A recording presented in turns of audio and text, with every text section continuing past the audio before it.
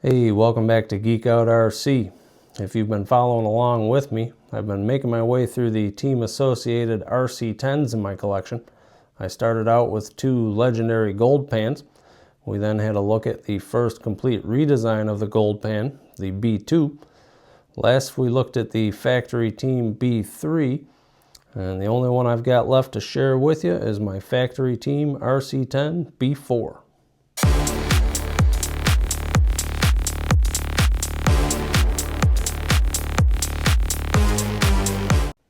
Alright, so looking back at the timeline once more, the B2 released in '95 as a complete redesign. The B3 released in '97 with just some minor revisions. Then in 2003, the B4 came along as another complete redesign. And it would be another decade, not until 2014, before they finally released another complete revision in the B5 buggy. Now, just as previous generations of the RC10, this was available in two versions, the Team Kit and the Factory Team Kit. The Team Kit continued the use of the molded composite, whereas the Factory Team, same as the Factory Team B3, used the new graphite material. And the only other parts that were similar were the Proline tires, front and rear, and the anodized titanium and aluminum parts and hardware throughout. Other than that, this was a new kit from the ground up, and nothing was shared from its predecessors. The front kick-up was now molded with the chassis as one piece. There was a new front shock tower. The shock bodies were now threaded for quick, easy spring preload adjustments. New front top plate and redesigned bell cranks.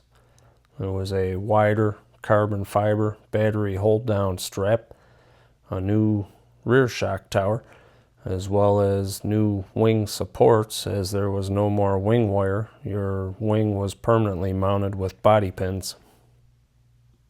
The suspension arms were new as well, the rear being a gull wing style, and the rear chassis plate and motor guard were now made out of plastic. And after all the years that they were using anodized aluminum for these parts, I feel they were sturdier and just more premium. And I feel that these new plastic parts just cheapened the kit. Now, this was also the point in time where they started this new trend in the buggy body business of cutting the back end of the body off. And while I fully understand that this made it so much easier to get the body off for battery changes or for racers to make adjustments, I just don't think it looks as good. That's why I said in my last video I think the B3 was one of the best looking buggies of all times. I just prefer to have a body that has a back tail section on it. I think it looks better. The display body that I have on my B4 I purchased off of eBay a long time ago.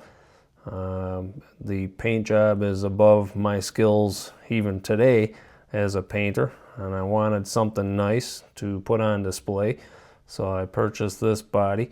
It looks to be an original Interceptor body, which is what came with the car, and the reason I'm quite certain of that is because I still have the original body and wing that came in the box with this kit, and at some point in time I will finally get around to trimming this out and painting it. The Interceptor body had an indentation in the hood here, fairly short, had a smooth roof, and it had a scoop on each side of the cab, so that is some very easy telltales, and this body here matches. I was always under the impression that the B4, at least maybe the factory team kit, came with a Proline Crowd Pleaser body, as the decals in the box mentioned a Proline Crowd Pleaser 2.0. And a little bit of looking around that I've done, I don't think any of the kits actually came with the Proline Crowd Pleaser. I also purchased this painted body around the same time as the green one off of eBay, and the little bit of looking around I've done online, this looks as though it may be the Proline crowd pleaser. This has a longer indentation in the hood, almost up to the windshield. It actually has an indentation in the roof line, and it has no scoops on either side of the cab. So I'm fairly certain that this is a Proline crowd pleaser. At some point, I will finally get around to painting and stickering the original body and wing and try to make it one of the many different variations of box art that were out there for the B4. Now, pretty much every car in my collection has some kind of a motor in it. I don't like them coasting and freewheeling around, so I'll put something in there even though it's a display piece. This car, being a kit, came with no motor. I think I originally had a Trinity Speed Gems motor in there for the longest time.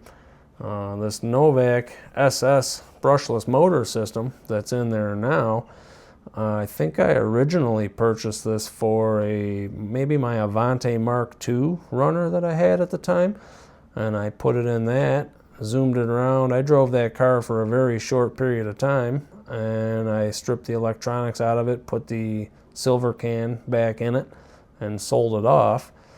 And the release date of this was a year or two after the B4 was originally released, so it was very close to being period correct, and I'm a huge Novak fan. I had this laying around and decided that I would put that into the car. Very cool brushless motor system, and just thrilled to have it in one of my RC10s. Alright, so that is going to wrap up the RC10s in my collection. It doesn't matter what generation you have or you're thinking about picking up. They all make an excellent addition to your collection. Thanks for watching. Take care.